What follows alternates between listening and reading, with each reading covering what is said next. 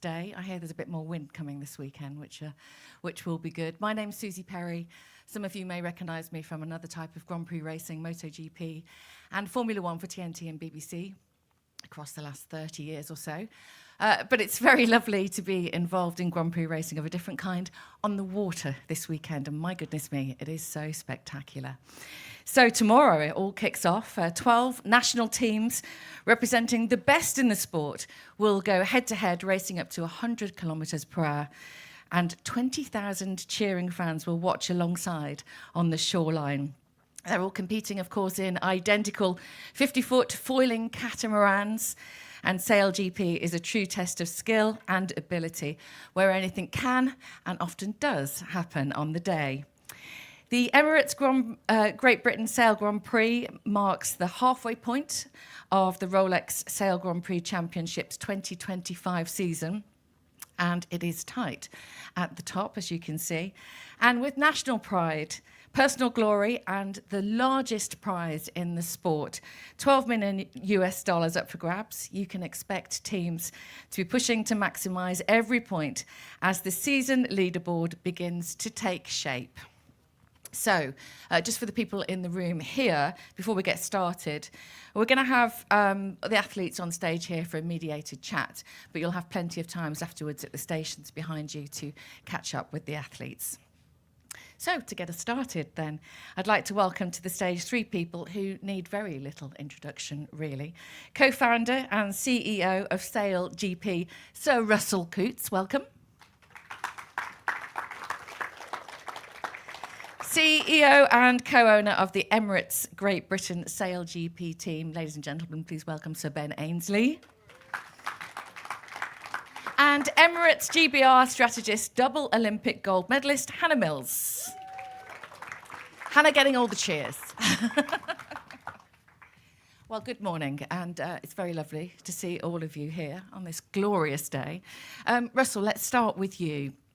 20,000, I mentioned there, ticketed fans are expected this weekend. Did you ever think that we would see this in sailing? And what does it say about the growth of the sport and maybe the momentum in the UK?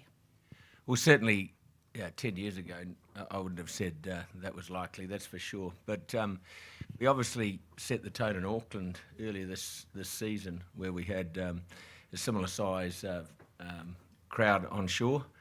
And it's great to, we're absolutely thrilled to have that sort of support here for the Emirates Great Britain Sail Grand Prix here in Portsmouth. So, fantastic. And I think the fans are in for a great event this weekend, especially on Sunday, when the breeze is going to be up. They'll probably be on the small wing sail configuration. And who knows, they may hit that new speed record. So, it's going to be interesting to watch. Certainly will be. It'll be great to hit some records this weekend as well. Ben, you've stepped into the CEO and co-owner role with the Emirates GBR. Why do you think this home event is so crucial to building the team's fan base? Well, like Russell said, we're just all incredibly proud of where the league has got to as a global circuit. But for us as British sailors, Hannah, Dylan, and the rest of the team, to get the opportunity to race in front of a home crowd. We've had some big events here in Portsmouth before, thinking back to London 2012, and just that opportunity to race in front of the home crowd, it's like nothing else that you can really experience in sport. And to grow the league, grow our British fan base is just a fantastic opportunity. Can you just describe what that actually feels like? Well, I think people talk about pressure in sport, and it's definitely an added pressure when you see, in this case, tens of thousands of people there and they're all expecting the home team to win. It's frankly a little bit intimidating. But at the same time, we say in sport, pressure is a privilege. And I think, Hannah, Dylan and the rest of the team will really, I think thrive off that. Yeah, turn it into some speed, Hannah. It's been a while, hasn't it? It's been a 3-year hiatus for SailGP in the UK. Can you tell us what we've been missing, and how is SailGP different to other sailing racing formats? Well, yeah, we've been missing some very exciting racing, a few crashes, unfortunately. But yeah, SailGP for me is just absolutely incredible to be involved with. There's a league, it's doing incredibly well, it's growing, the events are growing year on year, the teams are growing year on year. the sponsors coming in, brands like Rolex coming in and taking the title partnership. You just see the strength and depth of what's going on. It's just, as a sailor, incredibly exciting place to be. And I think, with the format that we have over the year, just gives that continuity to the sport and fans to be able to follow it over a whole year. So, it's really exciting. And with that in mind, a bit of a cheeky one, are you still thinking in the future to start your own SailGP team?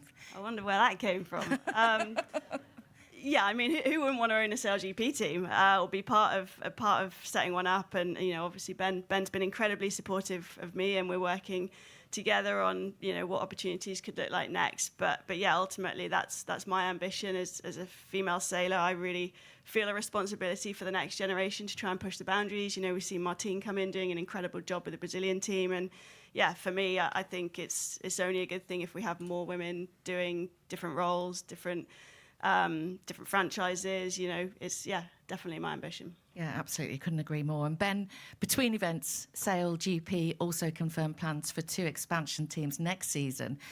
What do you think is driving this demand?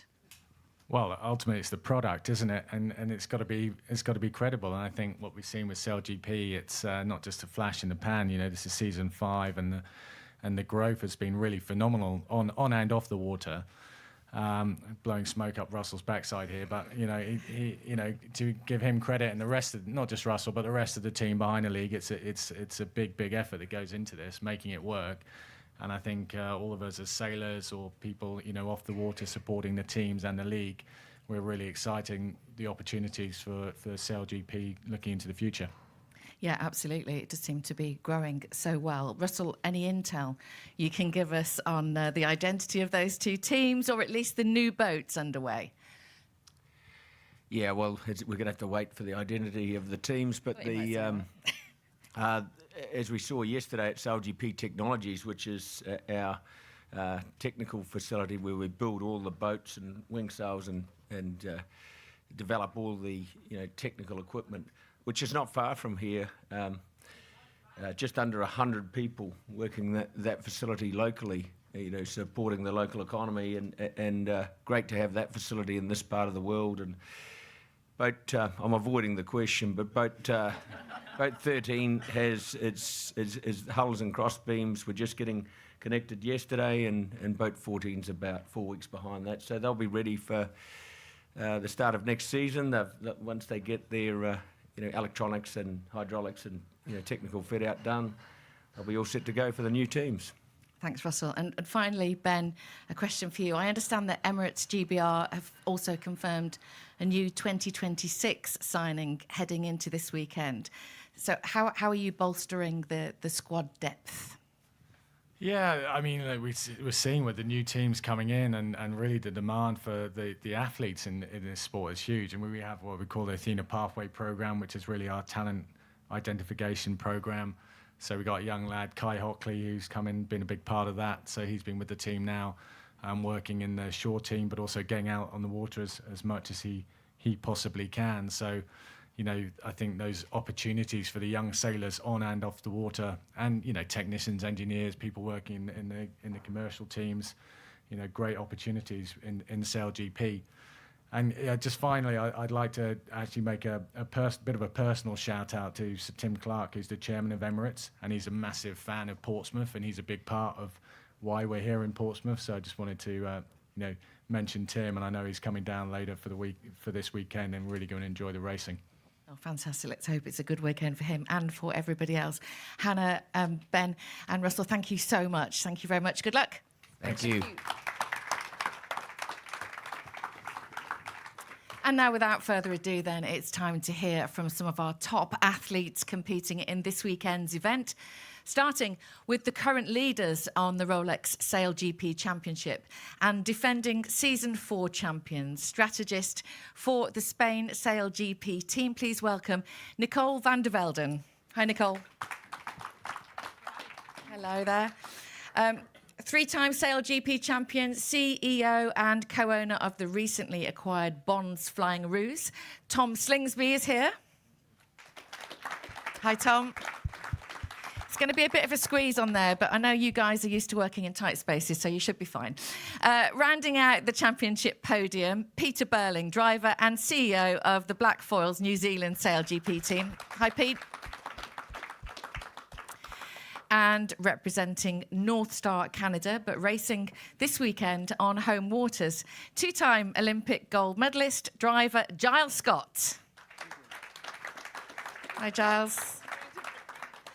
And last but definitely not least, any room at the end there? We still got a little space for a small one. Emirates GBR driver, double Olympic champion. Ladies and gentlemen, Dylan Fletcher is here. Well, thank you all for coming along this morning.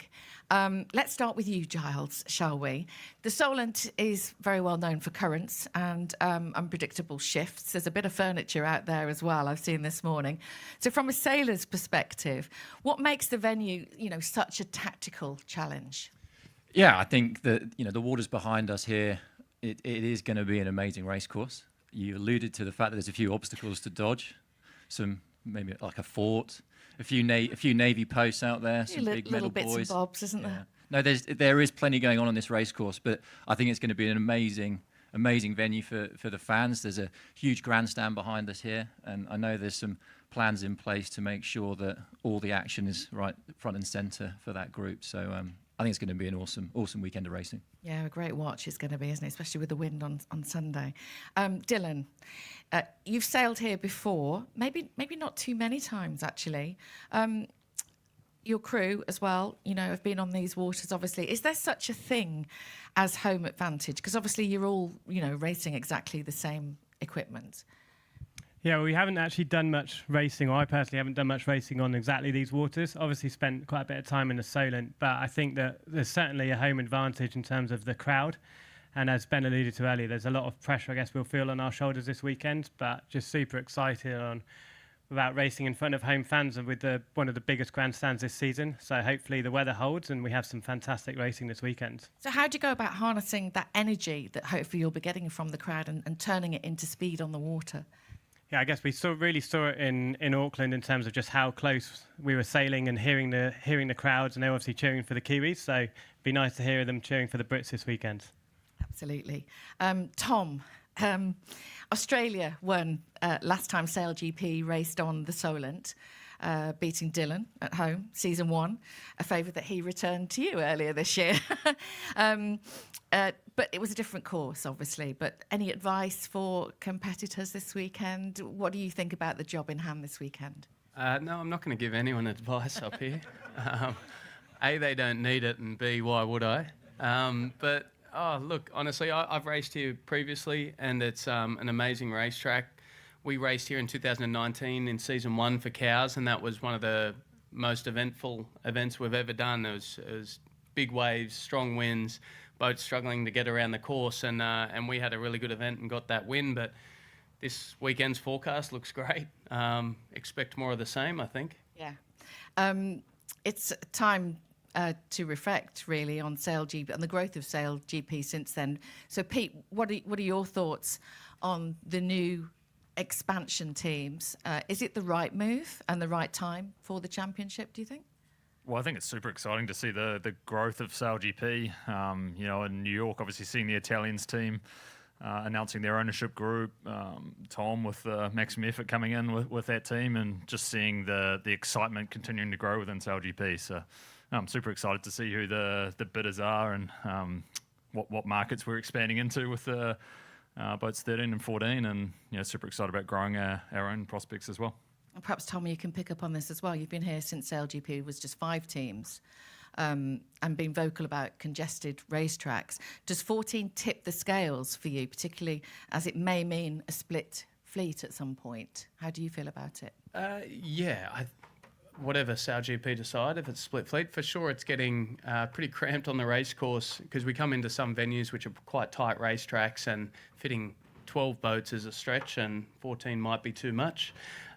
Whether it's some events are split and some events are together, whatever SailGP decide, that's fine. But yeah, seeing the growth, I remember when 5 boats on the start line, these types of boats, 5 boats, everyone said we couldn't really do it in season 1. And slowly but surely, we've all learned how to sail the boats, be more in control, and the league's grown, and we've all sort of realised if you predicted this 5 years ago that would have 12 teams going to 14 teams in these sorts of venues and being able to race unbelievably exciting racing, I don't think anyone would have believed it. The growth that SailGP has brought to our sport is just, yeah, it's unbelievable. And we're just so lucky to have been along for that journey. And myself, being there since season 1, I've been incredibly fortunate. Yeah, you're talking about the league expansion there being ongoing, as is team investment. So, Pete, is there a sense of urgency for New Zealand to bring in some new sponsorship as one of the last remaining league-owned teams? Yeah, there's always a sense of urgency, but I think with that sense of urgency comes a sense of excitement as well. You know, it's definitely seeing the teams become more financially sustainable, seeing the level of the investor groups that are coming in, the excitement that's building around the group, you know, really does build the offering, and you know, we're just trying to make sure we're working super hard to capitalise on getting some new partners on board. And just to follow up on that, have your recent movements outside of SailGP facilitated greater focus on growing the black foils as CEO? Yeah, for sure. Yeah, we're 100% focused on growing the black foils. Yeah, it's something that, you know, incredibly passionate about. You know, seeing the sport continue to grow, and the way SailGP is really facilitating that, and now excited to continue to do that. Okay. Let's get into racing. The lady leading the way, Nicole. The US was very good to Spain with back-to-back event wins. Huge congratulations on the success over there. What do you think was the key to that success for you guys? Yeah, I think we've liked being on US soil, where it's been good to us in the past, and clearly the past 2 events as well. But I think, yeah, one of the biggest things for us, the past events, I think in San Fran, we really managed to get it together and get off the start line well. And that also led us to the first time that we actually managed to win the fleet racing before, which I don't think we had managed to do it before. So, yeah, I think that brings a lot of confidence as well. And I think as a team, we really, yeah, managed to get some really good points together there. And I think that's what got that momentum also into New York. So 2 on the bounce for Spain. Could be a hat-trick this weekend here. Who do you see as your biggest threats this weekend on this track? Well, clearly all 4 of the guys here next to me.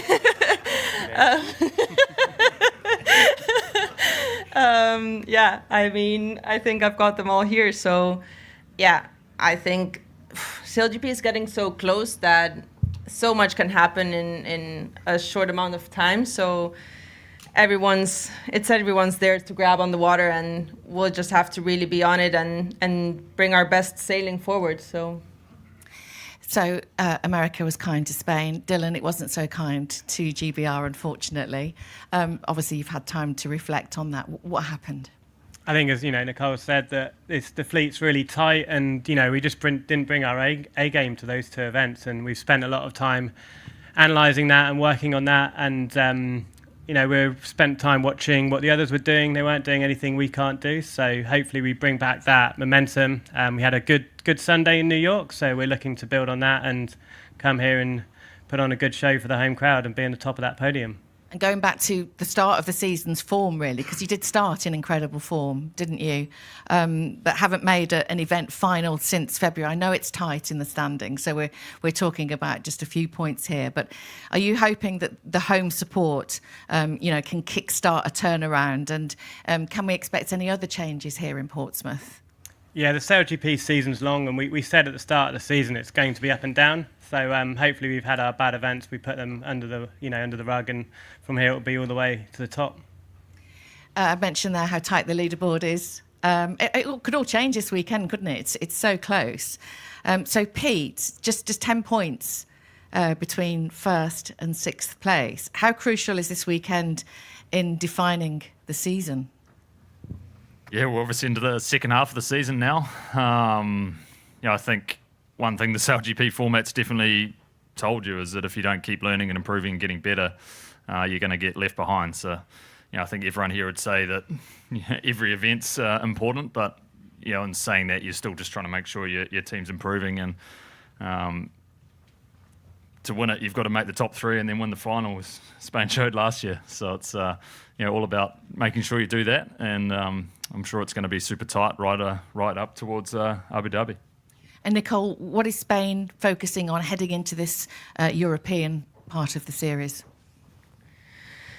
Yeah, well, I think exactly what Pete said, and what I spoke about before.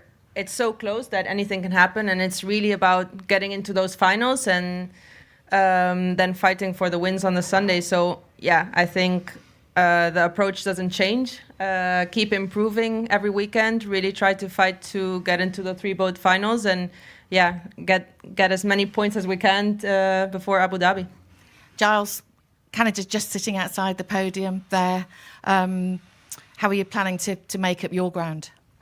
Yeah, it's close. It's really close, and SailGP is a bit of a long game, and as the guys have said before, all that really matters is making the top 3 and by that final event, and that's what our focus is on. And along the way, we're obviously chasing podiums and hunting for every point, and we're going to have good events. We're going to have bad ones. If we're fighting for 7th or 6th, we're going to fight just as hard as if we're fighting for 1st or 2nd, and that's kind of what our ethos has been, and we're just going to be fighting for every little inch out there.